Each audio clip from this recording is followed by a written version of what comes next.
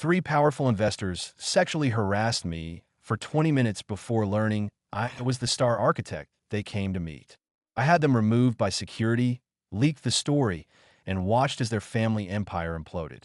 When I founded my architectural firm 10 years ago, I made it my mission to go against all the starchitect stereotypes, meaning I barely told anyone I was the lead designer. So, when a powerful development family, the Sterlings, wanted to acquire us for $50 million, I prepped hard. I wore my usual Zara blazer and slacks, nothing that screamed visionary. Arthur Sterling walked into my conference room with his two sons, Julian and Thomas, and took my chair at the head of the table without asking. "Coffee would be great, sweetheart. I like it sweet just like you." That's how it started. The way he looked me up and down before dismissing me entirely. Watching them colonize my conference room was a sight to see. When I tried explaining the financial projections I prepared, Arthur held up his hand like he was stopping traffic. That one gesture said everything. I was background static, something to tolerate until the real meeting started. Just point my partner, Mark, to the real numbers when he gets here. They had this energy like teenage boys who'd found their dad's Playboy collection. Thomas was already texting someone. Julian stared at my chest. Why try to defend my projections? He laughed. "Sweetheart, what's your client acquisition cost?" I started to answer, but he cut me off. "Wrong. Gosh, does Mark have to explain everything twice? This is why women shouldn't run firms." "Maybe she's better with other figures," Julian said. "Like her measurements." They all laughed. Thomas found my awards on the wall. Female Architect of the Year. That's cute. Like a kid's soccer trophy. He actually took it off the wall. "Do they give these to every woman who designs a kitchen?" Julian had moved closer while I watched them trash my office. "Your firm needs a real leader. Someone with balls." His hand touched my arm. "Mark seems too soft for you in every way." Speaking of soft, Arthur opened my desk drawer and pulled out my emergency tampons. "This explains the emotional business plan." They surrounded me then. Arthur behind my chair, Thomas to my left, his hand on the table next to mine, Julian on my right. "Too close.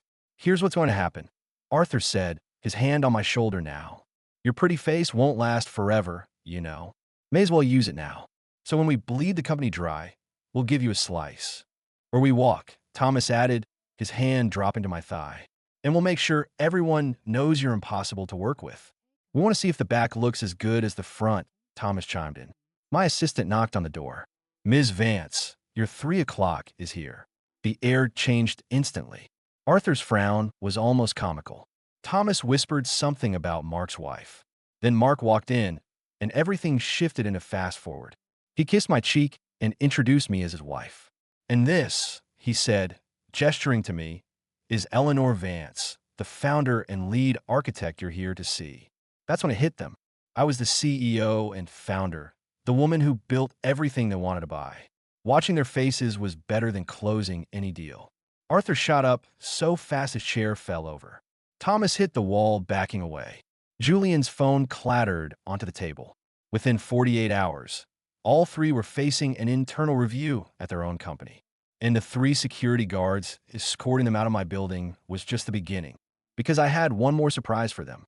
I sat in my office, reviewing the security footage on my laptop while my lawyer, Wendell O'Brien, took notes. The timestamp showed 2:47 p.m. when Thomas's hand landed on my thigh. Clear as day, undeniable. My assistant knocked and entered with a phone held out. The Sterling's damage control team was on the line, offering double the acquisition price if I signed a comprehensive NDA. I put them on speaker while my assistant grabbed her notepad. They were still talking when I hung up. They had no idea I'd been recording that call. 2. The next morning, I posted a LinkedIn article about the importance of due diligence when selecting business partners. Nothing specific, nothing actionable, just enough to make 3 powerful men sweat. My phone buzzed constantly with reactions and shares. The post went viral within hours. Architectural blogs picked it up. The comments section exploded with speculation. Mark found me in the kitchen that evening, his face tight with concern. Thomas's wife had reached out to him on LinkedIn after seeing news of the failed acquisition. She wanted to know what really happened. I stared at my coffee, wrestling with whether to warn her or use her. The decision gnawed at me as I drove to the Starbucks near our office the next day. When I called her from the parking lot, she answered on the first ring. She was already crying. The coffee meeting revealed more than I expected. Thomas's wife, Penelope, had been documenting his business dinners for her divorce lawyer for months. She showed me photos, receipts, text messages. We formed an unexpected alliance over lukewarm lattes. She needed evidence of misconduct. I had plenty. 3 days later, everything exploded at once. The acquisition deadline loomed. Employees panicked about viral rumors spreading through the industry. My daughter's school called about uncomfortable questions from other parents. I handled the first two from my office, but the school required my immediate presence. Meeting with the principal meant driving across town to the coffee shop near campus. I was explaining the situation when I spotted her. Arthur's wife sat 3 tables away, telling someone on the phone that I had destroyed her husband. Our eyes met. She didn't look away. The confrontation never came. She left without approaching me, but the damage was done. Word spread quickly through our social circles. That weekend, someone filmed Arthur having a panic attack at the country club. His rant about being set up made him look unhinged. The video circulated through private group chats before hitting Twitter. My 12-year-old daughter came home from school the following Monday in tears. She defended Julian to her classmates because he'd once helped with her science fair project. She didn't understand why I destroyed his life. I couldn't explain it in terms a child would understand. How could I tell her that the man who taught her about chemical reactions had touched me inappropriately? The USB drive with additional security footage sat in my desk drawer like a ticking bomb. Accessing the raw files required my IT director's approval. When I finally asked, he hesitated. His questions about why I needed them felt loaded. I gave him a vague answer about legal documentation. He provided access, but I caught him looking at me differently afterward. The following week brought the team lunch I couldn't cancel. I forced myself to attend, to smile, to laugh at an employee's joke about a difficult client. Someone photographed that moment. Within hours, the image spread across social media as proof I was enjoying the destruction of 3 men's lives. Arthur's attorney sent a cease and desist letter, demanding I return confidential acquisition documents he'd supposedly left behind. The legal maze was beginning. My lawyer warned me this was just the opening move. They were building a case that I'd entrap them. During an emergency board meeting, 2 members pointed out my history of aggressive negotiations with male competitors. They suggested a pattern of entrapment. One mentioned the Techstars incident from 3 years ago when I'd outmaneuvered a sexist EO during a partnership deal. The implication hung heavy in the air. The WhatsApp group for female founders in the Bay Area became a battleground. Some defended me fiercely, others worried about poisoning the well for all women in tech. The group that had once been my support system fractured along invisible lines. Messages flew back and forth at all hours. Some members left entirely. My investigation into the 3 men's past behavior triggered their lawyers. They flagged it as cyberstalking and threatened a restraining order. Every move I made to defend myself became ammunition for their counterattack. The irony wasn't lost on me. They could grab my thigh, but I couldn't Google their history. Arthur's wife still had her visitor badge from a charity event at our company. Security didn't recognize her as a threat when she used it to accidentally encounter employees in our lobby. She asked innocent-seeming questions about the company culture, about me, about what really happened. Some employees talked, most didn't, but the damage was done. The Starbucks incident happened on a Thursday. I misheard someone at the counter say something about that CEO wish. I confronted him publicly, angrily, only to realize he'd been talking about a TV show. Someone filmed the entire exchange. The video went viral as evidence of me losing control, attacking an innocent man. The comments were brutal. My brother called that night.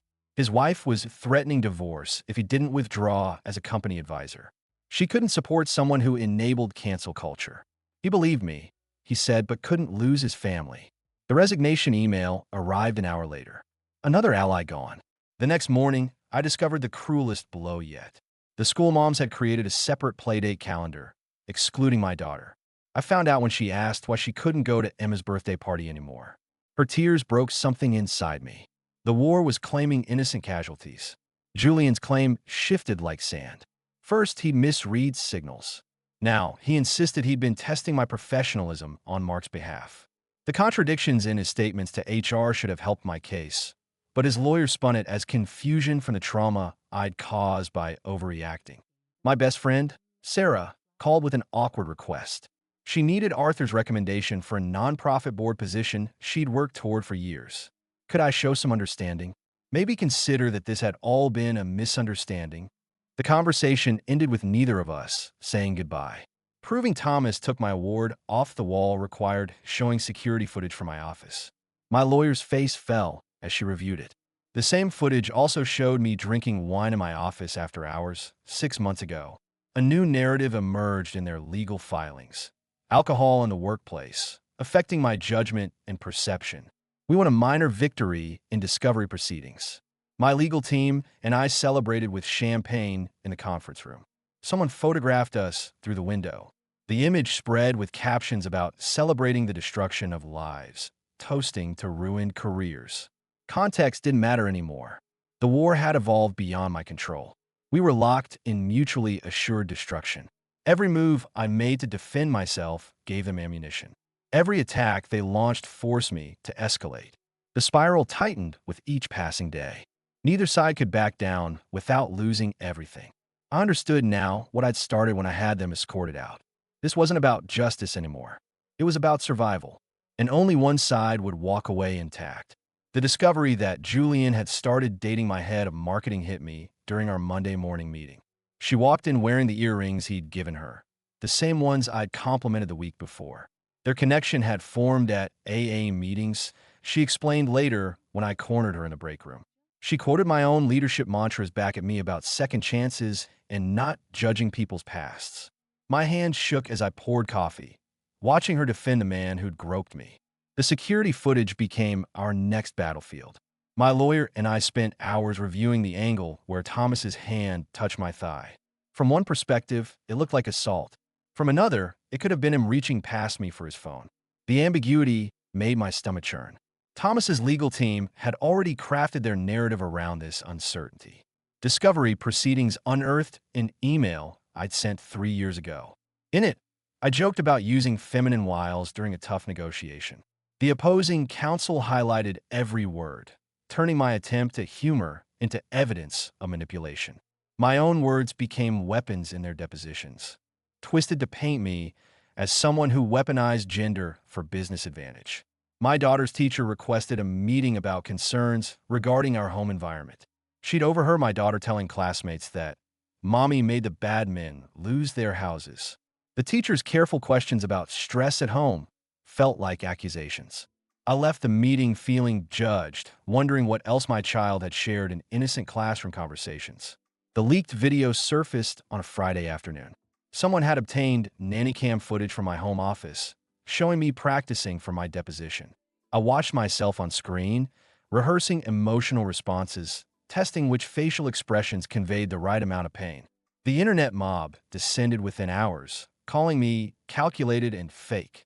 During mediation, the judge treated our case like a business dispute between equals. He suggested we were all professionals who'd simply misunderstood boundaries. His dismissive attitude toward my harassment claims made my lawyer's jaw tighten. We were fighting an uphill battle against systemic minimization. Arthur's LinkedIn post grew increasingly unhinged as his job search faltered. Each rejection seemed to fuel another rant about cancel culture destroying innocent men. I monitored them obsessively, screenshotting everything. His professional network slowly distanced themselves as his posts became more vitriolic. Thomas took the opposite approach, positioning himself as a resilient victim of false accusations. Men's rights groups rallied around his posts about staying strong in the face of injustice. His follower count exploded. Speaking engagements at Red Pill conferences followed. He was building a brand on the foundation of denying my assault. My therapist received a subpoena for all notes related to our sessions. The opposing counsel wanted to establish pre-existing trauma that might affect my perception of events. Years of private conversations about my father, my struggles with imposter syndrome, my anxiety, all of it was now potential ammunition. I felt violated all over again. The second mediation attempt failed spectacularly. Arthur spotted my phone recording in my pocket and made a scene about bad faith negotiation. The mediator documented everything in her report, noting my apparent unwillingness to engage honestly. My attempt to protect myself had backfired completely. School pickup became a daily gauntlet. Other parents filmed me with their phones, claiming they needed documentation for their own protection. My daughter started asking to be picked up at the back entrance. She'd noticed the stares, the whispers, the way her friends' parents pulled their children away from us.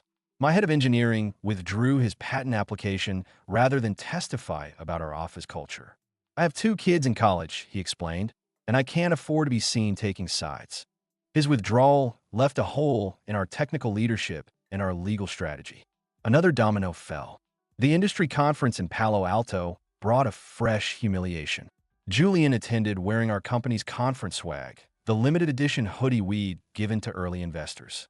Seeing my logo on a man who'd groped me made bile rise in my throat. He caught my eye across the convention center and smiled. Arthur's public apology offer came through his lawyer. He would admit to a misunderstanding, not assault, if I dropped the civil suit. The tech press framed my refusal as vindictive, a woman demanding her pound of flesh rather than accepting a gracious apology. The narrative was shifting against me. Reviewing the security footage for the 100th time revealed a devastating detail. A large potted plant partially blocked the camera angle.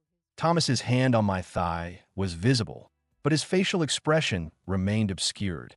The certainty I'd felt watching that first time wavered. My smoking gun had become a water pistol. Mark's revelation came during a tense dinner conversation. He'd been documenting concerns about the 3 men from previous interactions, building his own file of their inappropriate behavior. His foresight should have helped, but it raised new questions about why we'd proceeded with the acquisition talks, knowing their reputation. My excitement about the initial acquisition offer became another weapon against me. Emails showed my enthusiasm about the valuation, my eagerness to close the deal. The opposing counsel painted a picture of someone who'd ignored red flags for financial gain, then cried harassment when things went south. My mother faced an impossible choice when Arthur's wife leveraged her position as hospital board chair. Supporting me publicly meant losing her transplant program. She chose her patients, but secretly fed me information about Arthur's wife's extramarital affairs. The guilt of forcing this decision on her ate at me nightly. Adopting their tactics felt like drinking poison. I arranged for associates to accidentally encounter their families at grocery stores, soccer games, church services. Each orchestrated meeting required careful planning to appear coincidental. I was becoming someone I didn't recognize. The coffee shop meeting with Julian's AA sponsor required deep cover. I discussed my father's drinking problem, mining my real trauma to maintain the pretense of seeking help. The sponsor revealed Julian's history of boundary issues, his inability to read social cues. The information felt hollow, purchased with my own pain. A former Sterling Ventures employee reached out with Thomas's past complaint settlements. She forwarded the documents minutes before her NDA kicked in, risking legal action to help me. 3 other women had accused him of inappropriate touching. All had settled quietly. I wasn't special. I was just the first to fight publicly. Arthur's ex-business partner emerged from the woodwork with corroborating stories. We weren't their first female-founded acquisition target to face harassment. The pattern was clear, but proving premeditation required more evidence than we had. Each revelation felt like a Pyrrhic victory. The board meeting about our IPO timeline went poorly. I arrived late, frazzled from a legal strategy session. Board members questioned my focus, suggesting my personal vendetta was derailing company progress. The interim CEO's suggestion came wrapped in concern for my well-being, but the threat was clear. Legal bills mounted faster than I'd anticipated. I liquidated personal stock while watching the 3 men use corporate insurance for their defense. The financial imbalance added insult to injury. They could afford to drag this out indefinitely. I was bleeding money with every filing. The confrontation at my daughter's favorite restaurant shattered more than plates. She ran, crying, from the dining room after Arthur's wife confronted us during her birthday dinner. The staff stood frozen, unsure how to handle the scene. We never went back. Another piece of normal life gone. Working from home became my new reality after the board suggested a sabbatical.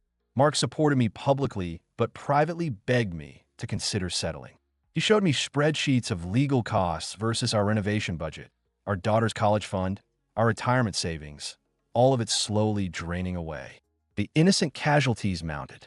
My executive assistant faced questioning about facilitating meetings, putting her job at risk. A single mother of two, she couldn't afford to lose her health insurance. When her spouse filed for separation, citing exposure to a toxic work environment, I realized how far the damage had spread. I pushed forward despite the collateral damage, justifying it as necessary for the greater good. But watching my assistant pack her desk, tears streaming down her face, tested that conviction. Her children would suffer because I'd refused to back down. The weight of that responsibility crushed me. Mark's question during couples counseling cut deep. He asked what would happen if the security footage wasn't as clear as I remembered. Instead of answering, I stormed out, leaving him with a therapist. The drive home gave me time to realize I was afraid to examine that possibility too closely. Maintaining credibility required admitting uncomfortable truths. Yes, I'd had vindictive thoughts. Yes, I wanted them to suffer. Yes, I'd taken satisfaction in their downfall. Each admission gave their lawyers more ammunition, but denying these human reactions would have destroyed my authenticity. Evidence emerged showing I'd ignored earlier warning signs about their behavior. Emails from female founders warning me about Sterling Ventures. Industry whispers I dismissed as jealousy. My hunger for the deal had blinded me to obvious red flags. The revelation that I should have seen this coming hit hard. Their legal team's emergency motion caught us off guard. My lawyer was stuck in another case when the hearing date arrived. I had to self-represent at a crucial moment, standing alone before a judge who barely concealed his impatience with the entire matter. My hands trembled as I argued procedural points. Julian's genuine belief that we'd had chemistry complicated everything. Years of my friendly CEO persona had been misread as flirtation. His delusion didn't excuse the assault, but it explained his persistence in a way that muddied the narrative. The black and white story I told myself grew gray. Using my daughter's tears in a court filing violated every principle I'd built my company on. But I did it anyway, submitting photos of her crying after the restaurant incident. Her innocent pain became a legal strategy.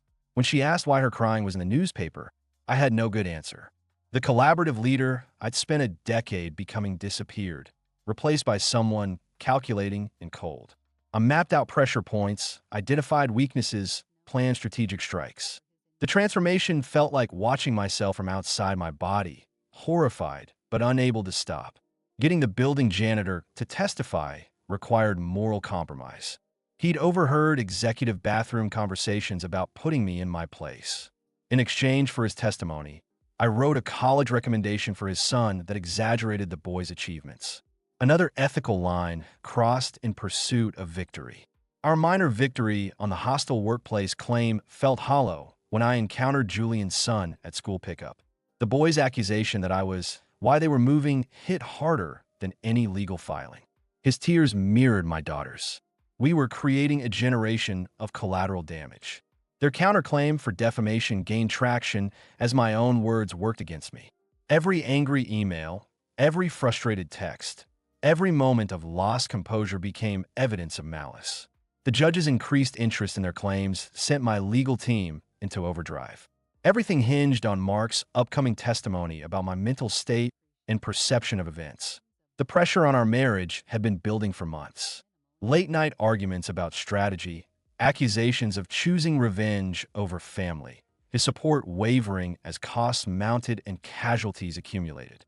Thomas's daughter reached out through LinkedIn, leveraging our past mentorship.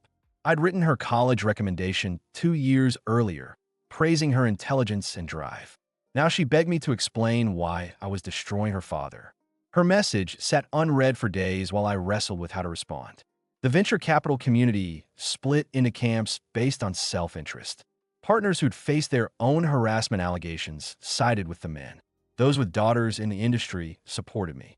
Most stayed silent, waiting to see which narrative would win before choosing sides. Civil court's different evidence standards became painfully clear as our case progressed. Criminal charges required proof beyond a reasonable doubt. Civil damages required only a preponderance of evidence. But even that lower bar felt impossibly high when facing skilled lawyers and systemic bias. Calling in favors from victim advocates felt like cashing in chips at a casino. Each connection I leveraged meant burning bridges for future help. The advocate who owed me for past donations provided precedent cases but refused to testify, protecting her other pending cases. Research revealed the pattern I'd suspected all along. Sterling Ventures had a history of targeting female founders, always finding reasons to tank deals after inappropriate advances. But I was the first to document it, the first to fight back. The weight of enabling future victims by previously staying quiet haunted me. The Slack archives provided our strongest evidence yet. Messages between the three men after our meeting showed them bragging about putting me in my place. Julian's comment about teaching the Ice Queen a lesson made my skin crawl, but proving their mindset didn't legally prove assault beyond the ambiguous video footage. Accepting that justice required harming innocents marked a turning point in my transformation. Their families, their children, their employees, all would suffer for the sins of three men. I committed to full exposure anyway, knowing it would destroy multiple families, including my own. Arthur's deposition revealed the depth of their misogyny. He'd kept scorecards, rating female founders on attractiveness and perceived sexual availability. My name was circled with notes about needing to thaw the Ice Queen. The evidence was damning, but watching him squirm under questioning brought no satisfaction. Presenting evidence in court required suppressing all emotion. I let facts speak while maintaining rigid control. The jury saw humanity in my restraint, recognizing the effort it took to remain composed while reliving trauma. My lawyer said it was my most powerful testimony. Other women began reaching out privately with similar stories. None would go public, fearing the same destruction I faced. They watched my battle from the sidelines, grateful someone was fighting but unwilling to join the war. Their silent support felt like abandonment. Both legal teams prepared for a verdict that would ripple through Silicon Valley's culture. The stakes had grown beyond our personal conflict. We were setting a precedent for how the industry would handle harassment claims. The weight of that responsibility added another layer of pressure. The civil trial courtroom became a map of allegiances. Seating arrangements revealed who'd chosen sides. Former friends sat with my opponents. Industry leaders I'd respected avoided eye contact. The physical divide in the room mirrored the community's fracture. Under stress, I caught myself unconsciously mirroring their intimidation tactics. The aggressive posture, the dismissive hand gestures, the condescending tone. I'd absorbed their behavior like a virus. Recognizing these patterns in myself felt like looking in a funhouse mirror. Mark's testimony laid bare the personal cost of my war. He described my nightmares, the panic attacks, the way I'd flinch when he touched me unexpectedly. Business metrics showed declining performance, missed opportunities, deals lost while I focused on legal battles. His honesty felt like betrayal, even though I'd asked for it. Here's the twist. The surprise witness changed everything. It wasn't Arthur's son. It was my own mentor, a man named Robert, a titan of the industry who had championed me for years. He took the stand, and I expected him to defend me. Instead, he testified for them. He spoke of my ambition, my ruthlessness, how I'd do anything to win. He painted a picture of a woman who would orchestrate a scandal to gain a competitive advantage. I was stunned, betrayed. But my lawyer, Gwendolyn, was ready. She presented emails between Robert and Arthur Sterling, dating back 6 months. Robert had been feeding them information, helping them build their case against me. In exchange, the Sterlings had promised to fund his new venture capital firm, the one he planned to launch after his retirement. His legacy was threatened by my success, and he had decided to burn my empire to build his own. The jury saw the truth. It wasn't just about 3 sexist investors. It was about a systemic generational war against women in power, orchestrated by the very men who claimed to be our allies. The judge ordered a detailed investigation of Sterling Ventures' acquisition practices. Federal regulators would examine every deal, every interaction with female founders. The scope went beyond what we'd requested. My individual complaint had triggered systematic scrutiny. Technical analysis of the security footage confirmed what we'd claimed all along. The timestamp was accurate, the footage unedited. Enhancement technology clarified previously ambiguous moments. The grabbing motion was deliberate, sustained, intentional. No reaching for phones, no innocent explanations. When the verdict came, it felt anticlimactic. The jury found assault had occurred, but limited damages due to my contributory actions. The victim isn't perfect precedent would haunt future cases. We'd won, technically, but the victory felt hollow. Julian's breakdown during the damage phase revealed a disturbing truth. He genuinely couldn't distinguish professional friendliness from a romantic invitation. Years of therapy hadn't fixed his fundamental inability to read social cues. His tears seemed real, but they changed nothing. The judge offered me a chance to speak at sentencing for civil penalties. I'd prepared remarks about personal pain, but pivoted at the last moment. This wasn't about 3 men anymore. It was about thousands of women who'd been silenced, sidelined, or driven out. My voice cracked as I spoke for all of us. The hostile workplace claim brought our most significant victory. The jury awarded damages that would sting but not bankrupt. More importantly, they'd validated the systematic nature of the harassment. The precedent was set. Future victims would have an easier path. Silicon Valley split down the middle in response to the verdict. Reform advocates demanded immediate change to funding practices. Others cried, witch hunt, claiming the case would destroy innovation. My company lost 3 major clients within a week. The financial hit was immediate and brutal. Rebuilding required accepting a smaller reality. Key employees who'd stayed neutral through the trial made their exits. Those who remained believed in something bigger than profit. My daughter wrote me a note, calling me her dragon slayer. It was worth more than any acquisition offer. The investor vetting system I implemented became my lasting contribution. Background checks specifically for harassment history. Reference calls to female founders they'd previously pitched. Mandatory training on appropriate behavior. Other women-led companies adopted it quickly.